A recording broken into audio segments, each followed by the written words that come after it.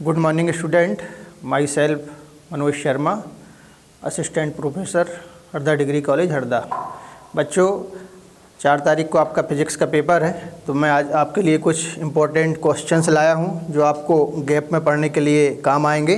तो मैंने ये पूरी 9 यूनिट के क्वेश्चंस निकाले हैं। कोशिश करना है कि गैप में हम इनको कवर कर सकें, और ये आपके इनमें से 2 नंबर, 3 नंबर और 4 नंबर के क्वेश्चंस ही आएंगे। ऑब्जेक्टिव आपको अलग से प्रिपेयर करना है। तो 9 यूनिट है, आपको पता है। तो सबसे पहले हम फर्स्ट यूनिट देखते हैं। इसमें 2 चैप्टर, इलेक्ट्रोस्टैटिक्स जो यूनिट है उसमें सबसे पहला जो चैप्टर है वो इलेक्ट्रिक फील्ड एंड चार्ज का है। तो उसके जो कुछ इंपॉर्टेंट क्वेश्चंस हैं, सबसे पहले हम देखते हैं कूलाम का नियम, coulomb inverse square law. Coulomb का नियम लिखिए और हमें उसका मैथमेटिकल एक्सप्लेन करना है। सेकेंड इक्वेशन जो है वो आपका एक्सियल पोजीशन का है। एक्सियल पोजीशन के आपके कोर्स में 3 क्वेश्चन है। तो सबसे पहला जो है आपका electric field, intensity of electric field in axial position, मतलब अक्षीय स्थिति में विद्युत क्षेत्र की तीव्रता का सूत्र ज्ञात करना है। ये ध्यान देना है कि एक्सियल पोजीशन, अक्षीय स्थिति का कौन सा क्वेश्चन पूछा है। ये आपके सेकंड चैप्टर में इलेक्ट्रिक पोटेंशियल के लिए भी है, विद्युत विभव के लिए भी आता है, और एक मैग्नेट के लिए आता है। तो अभी तो जो आपके पहले चैप्टर में है एक्सियल पोजीशन, विद्युत क्षेत्र के लिए, इलेक्ट्रिक फील्ड के लिए। थर्ड क्वेश्चन जो है वो आपका कोएक्सियल, इसको हम इक्वेटोरियल पोजीशन भी बोलते हैं। निरक्षीय स्थिति में विद्युत क्षेत्र की तीव्रता का व्यंजक ज्ञात करना, महत्वपूर्ण क्वेश्चन है, सेकंड और थर्ड। फिर सबसे ज़्यादा इंपॉर्टेंट क्वेश्चन आता है आपका गॉस की प्रमेय। कई बार क्वेश्चन आया हुआ है, state and prove Gauss theorem. मैंने यहाँ पे आर्टिकल लिखे हैं, क्वेश्चंस नहीं लिखे हैं। गॉस की प्रमेय लिखिए और सिद्ध कीजिए। फिर इसी के अगला क्वेश्चन आता है coulombs law from Gauss theorem.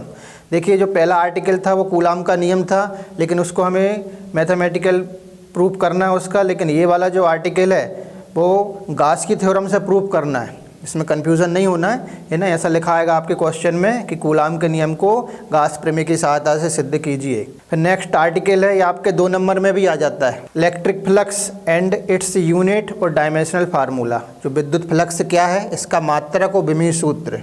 और ये भी याद रखना है कौन सी राशि है, स्केलर है कि वेक्टर है, सदिश या अदिश। तो ये 2 नंबर में भी क्वेश्चन कवर होता है।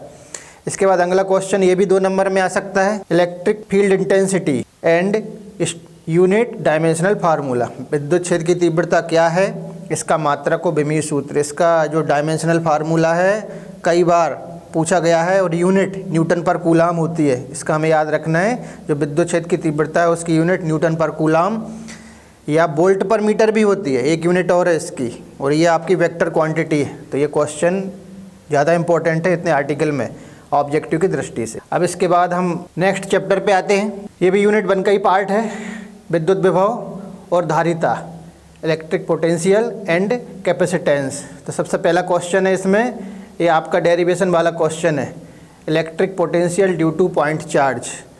हमें बिंदु आवेश के कारण विद्युत विभव का सूत्र ज्ञात करना है। अगला आर्टिकल है, इसमें अब फिर एक्सियल पोजीशन आ गई, अक्षीय स्थिति, लेकिन ये विभव के लिए है, electric potential in axial position. तो ये क्वेश्चन ध्यान से पढ़ना है कि इलेक्ट्रिक फील्ड के लिए पूछिए, इलेक्ट्रिक पोटेंशियल के लिए। फिर इसी में कोएक्सियल पोजीशन है, जिसमें जो आंसर आता है V=0 आता है, ऑब्जेक्टिव वाला क्वेश्चन भी है। तो विद्युत विभव के लिए निरक्षीय स्थिति का सूत्र हमें निकालना है इसमें। फिर ये क्वेश्चन भी 2 नंबर के हिसाब से आ गया। अब equipotential surface and its properties, समविभव पृष्ठ क्या है और इसके गुण लिखिए। इंपॉर्टेंट है, 2 नंबर या 3 नंबर में पूछा जा सकता है। Capacity of parallel plate capacitor.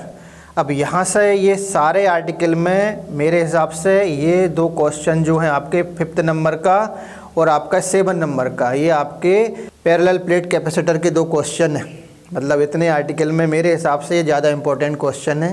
तो समांतर प्लेट संधारित्र की धारिता का व्यंजक ज्ञात करना है, ठीक है, capacity of parallel plate capacitor, और इसके फैक्टर्स भी लिखना है। Series and parallel combination of capacitor, जो आपके कैपेसिटर हैं, संधारित्र हैं, उनका श्रेणी और समांतर क्रम में आपको फार्मूला निकालना है। और ये आर्टिकल ऐसा है, इससे न्यूमेरिकल भी पूछे जाते हैं, तो इसके न्यूमेरिकल के हिसाब से हमें कवर करना है। फिर अगला है आपका parallel plate capacitor when dielectric medium between the plate in partially field. 2 समांतर प्लेट संधारित्र के बीच में हम यदि कोई प्लेट रख दें तो उसके लिए हमें फार्मूला निकालना है। तो आपका ये 5th और 7th इनको ध्यान से पढ़ना है, क्योंकि दोनों ही पैरेलल प्लेट कैपेसिटर के फार्मूले। नेक्स्ट जो 8 नंबर का आर्टिकल है, relation between intensity of electric field and potential difference. हमें इसमें एक फार्मूला आता है E = -dB/dr। तो ये रिलेशन होता है, ठीक है, ई और वी में। अब आते हैं हम नेक्स्ट सेकंड यूनिट जो आपकी इलेक्ट्रिक करंट वाली, चैप्टर नंबर 3 आएगा इसमें। ये वाली यूनिट से न्यूमेरिकल आने की संभावना ज़्यादा रहती है। तो सबसे पहले हम देखें क्वेश्चन जो है पहला, relation between electric current and drift velocity, विद्युत धारा और अनुगमन वेग में क्या संबंध है। तो ये हमें निकालना है इस क्वेश्चन के माध्यम से। इसमें जो शुरू के 2 आर्टिकल हैं, इलेक्ट्रिक करंट, विद्युत धारा क्या है, उसकी यूनिट, उसकी डायरेक्शन, और इसके बाद एक करंट डेंसिटी का क्वेश्चन भी आता है, धारा घनत्व क्या है। तो वो 2 ऑब्जेक्टिव के हिसाब से हैं। मैंने यहाँ पे आपके 3 और 4 नंबर के क्वेश्चन ज़्यादा कवर किए हैं। नेक्स्ट है difference between EMF and potential difference, महत्वपूर्ण डिफरेंस, विद्युत वाहक बलों विभवांतर में अंतर लिखिए, कई बार आता है परीक्षा में। फिर इंटरनल रेजिस्टेंस ऑफ सेल, ये वाले आर्टिकल ज़्यादा इंपॉर्टेंट, इससे न्यूमेरिकल कवर भी होते हैं, आंकिक प्रश्न इस आर्टिकल से आते हैं। तो आंतरिक सेल के आंतरिक प्रतिरोध का व्यंजक, उसके कारक, परिभाषा, ये सब इसमें आएगा ये वाले आर्टिकल में। फिर आ गया आपका सीरीज एंड पैरेलल कॉम्बिनेशन, ये 2 क्वेश्चन है, मैंने आर्टिकल एक ही लिखा है, सेलों का श्रेणी क्रम संयोजन और सेलों का समांतर क्रम संयोजन, ये आर्टिकल में आएगा। किरचॉफ के नियम, महत्वपूर्ण क्वेश्चन है, किरचॉफ के नियम लिखिए, 2 नियम है, एक लाभ करंट और लाभ वोल्टेज, तो दोनों नियम को प्रूव करना है इसके माध्यम से। और इसमें एक ऑब्जेक्टिव पूछा जाता है कि फर्स्ट लॉ किस पर डिपेंड करता है, तो लाभ कंजर्वेशन ऑफ चार्ज, और सेकंड लॉ लाभ कंजर्वेशन ऑफ एनर्जी, ऊर्जा संरक्षण के नियम पर। व्हीटस्टोन सेतु का सिद्धांत इसी पर डिपेंड है, महत्वपूर्ण क्वेश्चन है, इसमें भी हमें प्रूव करना है P/Q = R/S। 7th नंबर में फिर एक डिफरेंस आता है, रेजिस्टेंस एंड स्पेसिफिक रेजिस्टेंस, प्रतिरोध और विशिष्ट प्रतिरोध में क्या अंतर। ओम का नियम, Ohm's law and its limitations, Ohm का नियम लिखिए और उसकी सीमाएं क्या हैं, ये 2 नंबर वाला क्वेश्चन है, ठीक है। 9 नंबर में रेजिस्टेंस एंड स्पेसिफिक रेजिस्टेंस, प्रतिरोध और विशिष्ट प्रतिरोध क्या हैं, इनकी यूनिट और उनके डायमेंशनल फार्मूले और उनके फैक्टर्स, ये 2 या 3 नंबर वाला क्वेश्चन है। और ऑब्जेक्टिव भी पूछा जाता है, खास तौर से स्पेसिफिक रेजिस्टेंस की यूनिट ओम मीटर होती है, कई बार पूछा हुआ है, तो ध्यान रखना है यहाँ पे। और फिर न्यूमेरिकल्स भी हैं, इस चैप्टर से, इस यूनिट से आपके न्यूमेरिकल भी आएंगे, आपको ध्यान देना है। तो जितने भी इंटरनल रेजिस्टेंस और पावर से रिलेटेड क्वेश्चन है वो आपको सब करना है। अब आते हैं हम यूनिट नंबर 3 पर, इसमें 2 चैप्टर हैं, ये मैग्नेट वाली यूनिट है, मैग्नेटोस्टैटिक्स, 4th और 5th नंबर के चैप्टर इससे कवर होंगे। तो दोनों ही चैप्टर को मैंने 15 क्वेश्चंस निकाले हैं इसमें से। तो सबसे इंपॉर्टेंट क्वेश्चन आ जाता है बायो-सेवर्ट का नियम, कई बार पूछा, बायो-सेवर्ट का नियम लिखिए, state and prove Biot-Savart law. दूसरा है आपकी, अब बायो-सेवर्ट की जो हैं वो कुछ एप्लीकेशंस हैं, जैसे कि magnetic field intensity at centre of circular coil carrying current, जो आपकी सर्कुलर कॉइल करंट है आपकी, मतलब आपका जो केंद्र पर हमें चुंबकीय क्षेत्र की तीव्रता निकालना है कृषि वृत्ताकार कुंडली के केंद्र पर। फिर अक्ष पे आ गया, ये क्वेश्चन को बड़े ध्यान से पढ़ना है क्योंकि एक ही शब्द का फर्क है, यहाँ पर एक्सिस लिखा हुआ है, यहाँ पर सेंटर लिखा हुआ है। Magnetic field intensity at A point on the axis of circular coil, तो आपके जो वृत्ताकार कुंडली है उसके अक्ष पर चुंबकीय क्षेत्र की तीव्रता का व्यंजक निकालना है। चौथा आर्टिकल इंपॉर्टेंट है, एम्पियर सर्कुटल लॉ, एम्पियर का परिपथी नियम क्या है लिखिए और समझाइए। फिर डिफरेंस आ गए हैं, difference between ammeter and voltmeter, महत्वपूर्ण, कई बार आया है और इससे ऑब्जेक्टिव कवर भी होते हैं।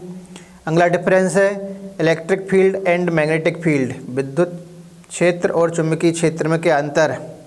लॉरेंज बल, 7th नंबर का जो आर्टिकल है, लॉरेंज का नियम क्या है और इसकी शर्तें लिखना है। What is Lorentz force, write obtain its formula and conditions.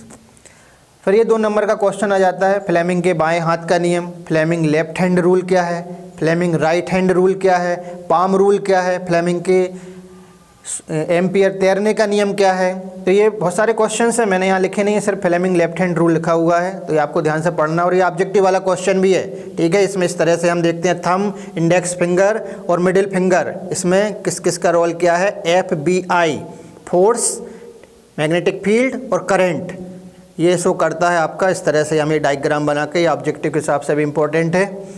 अगला क्वेश्चन है characteristics of moving coil galvanometer, चल कुंडल धारा मापी की विशेषताएं लिखना है।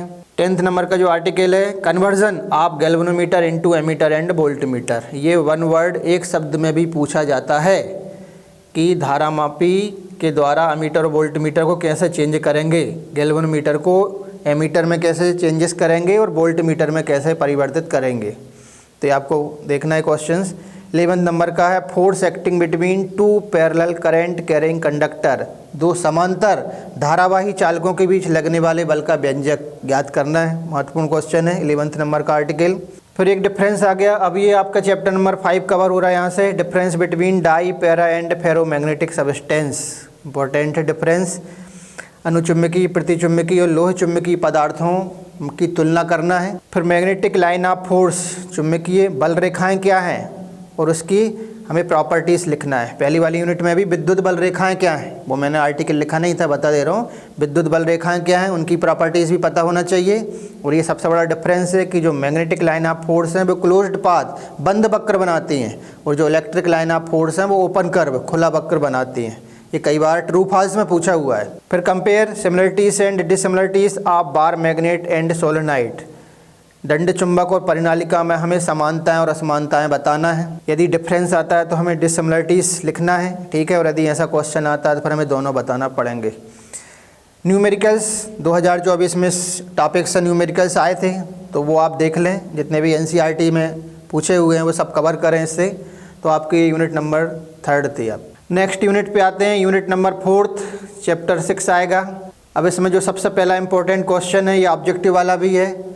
मैग्नेटिक फ्लक्स, चुंबकीय फ्लक्स क्या है, उसका मात्रक और विमीय सूत्र लिखना है। याद रखना, इलेक्ट्रिक फ्लक्स अलग था और ये मैग्नेटिक फ्लक्स है। अब सेकेंड क्वेश्चन इंपॉर्टेंट है, फैराडे के नियम आ गए हैं। Faraday's law of electromagnetic inductions, Faraday के दोनों नियम लिखना है और दूसरे नियम का हमें डेरिवेशन भी निकालना है, जो होता है equal to minus d∅/dt। Length का नियम, लेंज का नियम क्या है समझाना है और प्रूव भी करना है कि लेंज का नियम law of conservation of energy पर डिपेंड करता है। ये ऑब्जेक्टिव वाला भी क्वेश्चन है कि law of conservation of energy पे लेंज का नियम आधारित है। और इंड्यूस्ड करंट, प्रेरित धारा की दिशा दिखाता है लेंज का नियम, ऑब्जेक्टिव वाला बात है यहाँ पे। 4th नंबर में self induction and mutual induction, दोनों ही इंडक्शन है, दो प्रकार के होते हैं, एक स्वप्रेरकत्व और एक अननोन प्रेरकत्व। इसकी यूनिट तो हेनरी होती है और जब यूनिट सेम है तो डायमेंशनल फार्मूला भी सेम रहेंगे, तो ये हमें 2 नंबर के हिसाब से कवर करना है। अब यहाँ से डेरिवेशन आ रहे हैं 5th और 6th नंबर के, बहुत इंपॉर्टेंट, खासतौर से 5 नंबर का क्वेश्चन कई बार पूछा जा चुका है।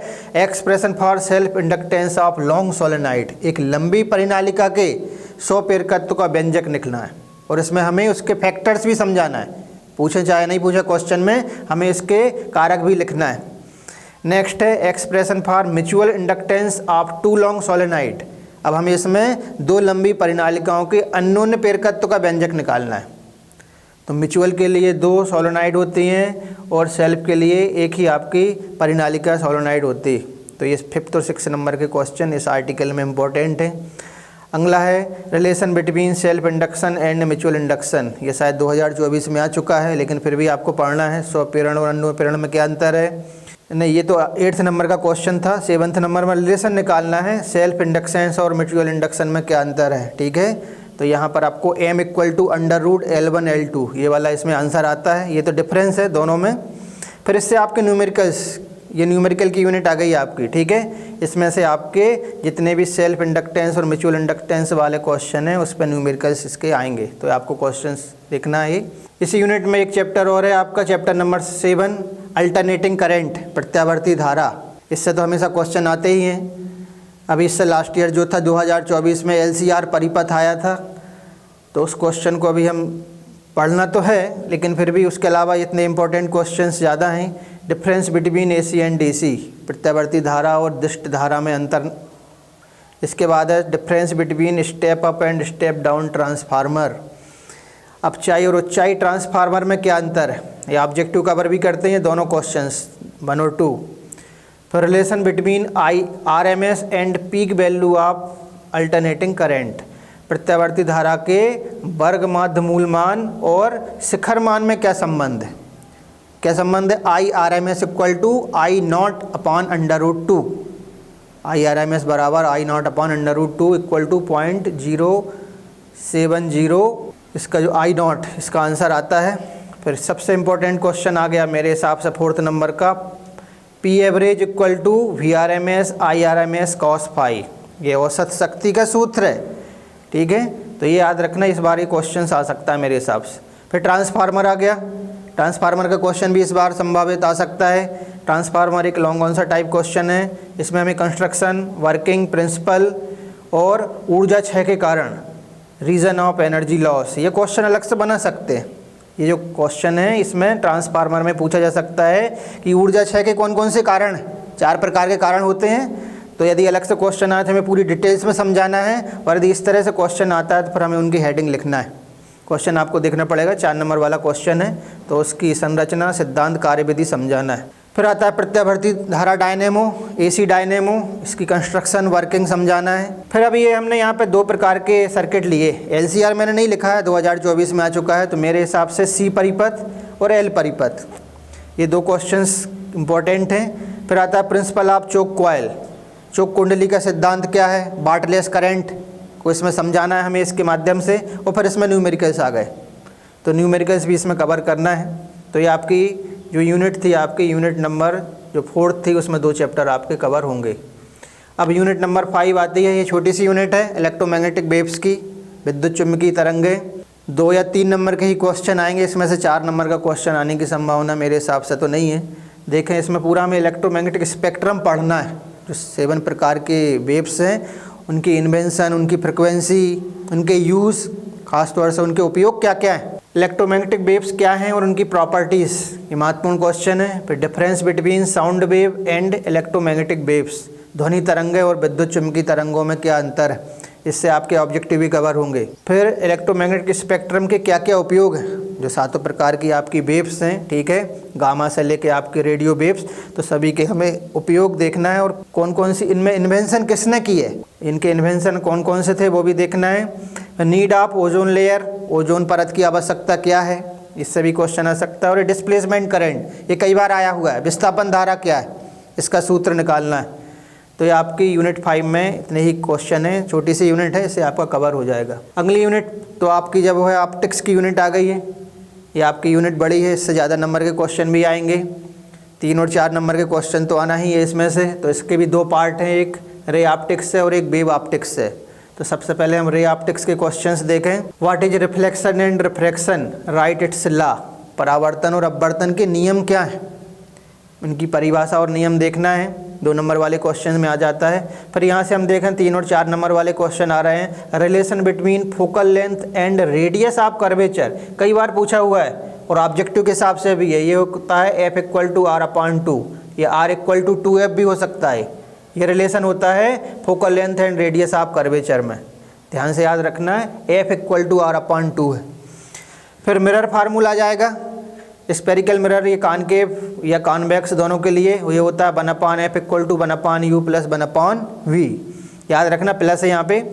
फिर प्रिंसिपल ऑफ रिवर्सिबिलिटी, उत्क्रमणीयता का सिद्धांत क्या है, इसमें हमें प्रूफ करना है, फार्मूला आता है। फिर अगला क्वेश्चन महत्वपूर्ण है, ये total internal reflection and it's condition, कई बार पूछा हुआ है, ये 2 नंबर या 3 नंबर का क्वेश्चन है, कई बार आया हुआ है, महत्वपूर्ण क्वेश्चन है।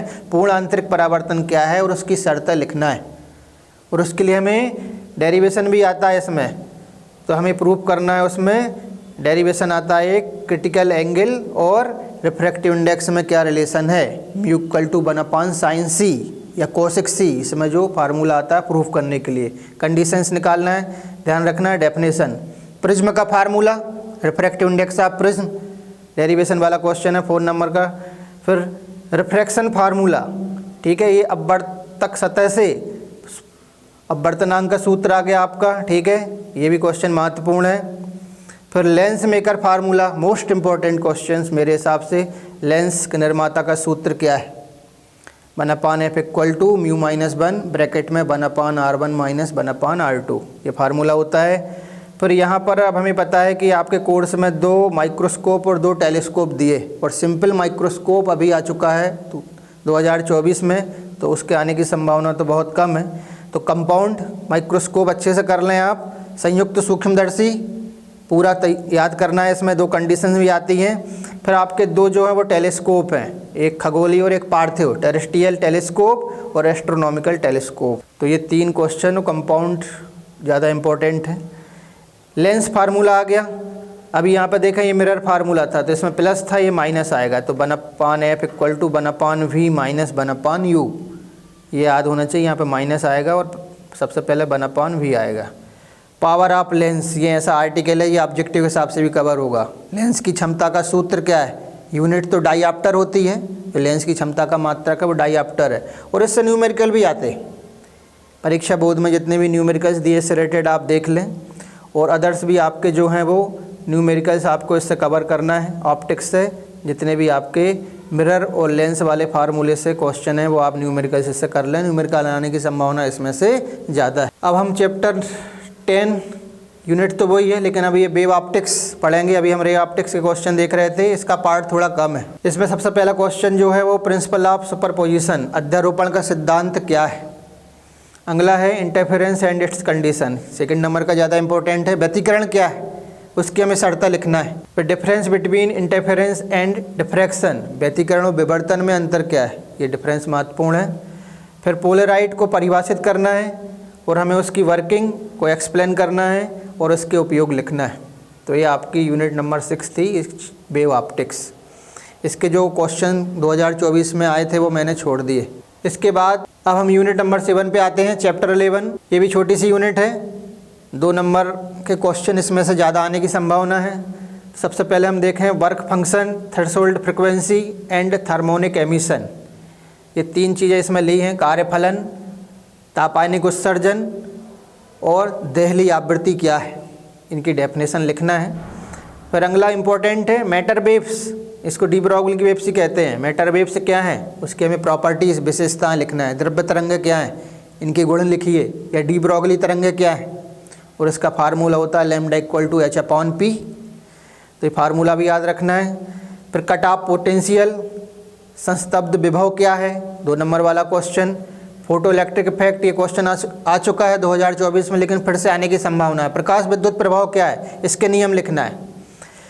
फिर Einstein photo electric equation, Einstein का प्रकाश विद्युत समीकरण क्या है, ये आपका डेरिवेशन वाला क्वेश्चन है। डी ब्रॉगली इक्वेशन को प्रूव करना है, लैम्डा इक्वल टू h/p को हमें प्रूव करके बताना है। फिर डुअल नेचर ऑफ रेडिएशन, जो रेडिएशन का 2 प्रकार विकिरण का जो द्वितीय प्रकृति होती है वो हमें बताना है। इसमें फोटान वाला क्वेश्चन आ चुका है, व्हाट इज़ फोटान, उसकी प्रॉपर्टीज़ वाला क्वेश्चन अभी आ चुका है, वो आ सकता है, फिर से पढ़कर रखना उसको। General information of electron, proton और न्यूट्रॉन, इनके बारे में बताना है, इनका चार्ज, इनकी इन्वेंशन किसने की है वो ध्यान देना है हमें। और न्यूमेरिकल्स जो आपके वर्क फंक्शन और थ्रेशोल्ड फ्रिक्वेंसी या आपके डी ब्रॉगली वेवलेंथ से रिलेटेड न्यूमेरिकल्स आने की संभावना ज़्यादा है। और इसमें जो है वो 4000, 5000 और 6000 एंगस्ट्रॉम वाले ज़्यादा आते, 4000 एंगस्ट्रॉम, 5000 और 6000 एंगस्ट्रॉम वाले यदि वेवलेंथ दी है तो फिर हमें उसकी एनर्जी या मोमेंटम निकालना है। तो ये 3 प्रकार के क्वेश्चन परीक्षा बोर्ड में दिए हैं, वो आप कवर कर सकते हैं। इसके बाद यूनिट नंबर 8 चैप्टर, उसमें 12 और 13 2 चैप्टर आते हैं। तो सबसे इम्पोर्टेंट क्वेश्चन है बोर का परमाणु मॉडल, ये आने की संभावना इस बार ज़्यादा है। बोर का परमाणु मॉडल के ड्रॉबैक्स और पोस्टुलेट्स क्या क्या है वो हमें समझाना है। बोर परमाणु मॉडल के मुख्य अभिगृहित और कमियाँ, पोस्टुलेट्स ज़्यादा इंपॉर्टेंट कर लेना। फिर total energy of electron using bore postulates, bore के पोस्टुलेट्स का उपयोग करके हमें इलेक्ट्रॉनों की कुल ऊर्जा का व्यंजक ज्ञात करना है। फिर नाभिकीय संलयन और विखंडन, न्यूक्लियर फिशन एंड फ्यूज़न, ये भी आ चुका है 2024 में, लेकिन फिर से रिपीट हो सकता है क्वेश्चन। इसमें आपको केमिकल रिएक्शन लिखते हुए समझाना है। आइसोटोप्स एंड आइसोबार, समस्थानिक और समभारिक क्या है, 2 नंबर वाला क्वेश्चन है, ऑब्जेक्टिव वाला भी ध्यान देना है। Binding energy and mass defect, बंधन ऊर्जा क्या है और द्रव्यमान क्षति को समझाइए। Nuclear force and it's properties, नाभिकीय बल क्या है और उसके गुण। फिर alpha particle scattering experiment, alpha कण प्रकीर्णन प्रयोग जो है महत्वपूर्ण क्वेश्चन है। रेडियो एक्टिविटी क्या है समझाइए, परिभाषा लिखना है। फिर properties of alpha beta and gamma particles, जो अल्फा बीटा और गामा पार्टिकल हैं उनके हमें गुण लिखना है। फिर लास्ट जो है आपका वो हाइड्रोजन स्पेक्ट्रम है, हाइड्रोजन स्पेक्ट्रम के बारे में हमें समझाना है। 4 प्रकार की इसमें सीरीज़ होती है हाइड्रोजन स्पेक्ट्रम में। इसके बाद यूनिट नंबर 9 लास्ट यूनिट है, इसमें एक ही चैप्टर है, चैप्टर नंबर 14। सबसे ज़्यादा इम्पोर्टेंट पहला डिफरेंस है, एन टाइप और पी टाइप सेमीकंडक्टर को हमें समझाना है। एन प्रकार के और पी प्रकार के अर्धचालक, और ये वाले डिफरेंस से आपके ऑब्जेक्टिव भी कवर होंगे। याद रखना है कि एन में, एन टाइप सेमीकंडक्टर में मेजॉरिटी इलेक्ट्रॉन्स की होती है और पी टाइप सेमीकंडक्टर में जो मेजॉरिटी होती है वो होल्स होते हैं। ये ध्यान रखना है। इसमें किस टाइप की इम्प्योरिटीज़ मिलाई जाती है ये अभी आपको डिफरेंस में पढ़कर रखना है। अगला डिफरेंस है इंट्रिंसिक एंड एक्सट्रिंसिक सेमीकंडक्टर, निज और बाह्य अर्धचालक में क्या अंतर। अब इसके बाद थर्ड और फोर्थ जो है वो मोस्ट इंपॉर्टेंट क्वेश्चन है इसमें से लॉन्ग आंसर टाइप में। इनमें से एक न एक क्वेश्चन जरूर आएगा। Working of half wave rectifier, अर्ध तरंग दृष्टिकारी की कार्यविधि समझाना है। और फोर्थ नंबर में working of full wave rectifier, पूर्ण तरंग दृष्टिकारी की कार्यविधि समझाना है और इसकी आउटपुट सिग्नल हमें बनाना है। नेक्स्ट है आपका working of PN junction diode in forward and reverse bias, PN संधि डायोड का अर्ध तरंग और पूर्ण तरंग दृष्टिकारी के रूप में इसकी कार्यविधि हमें समझाना है अग्राभिनति और पश्चाभिनति में। पीएन संधि डायोड की अग्र पश्चाभिनति में हमें कार्यविधि समझाना है। महत्वपूर्ण क्वेश्चन है। फिर छोटे छोटे क्वेश्चंस भी लिए हैं यहाँ पे। Explain the following, deflection layer, अवक्षय पर्त क्या है, पोटेंशियल बैरियर, रोधी का विभव क्या है, 2 नंबर वाले क्वेश्चंस हैं। Difference between conductor, insulator and semiconductor, एक डिफरेंस और आता है चालक, अर्धचालक और कुचालक में अंतर। इससे न्यूमेरिकल आने की संभावना नहीं है। लॉजिक गेट तो कोर्स से हटा दिए गए थे। तो स्टूडेंट इतना ये इम्पोर्टेंट सिलेबस है आपका, तो कोशिश करना हमें वो 3 दिन के गैप में इसको पढ़ के रखना है। Thank you.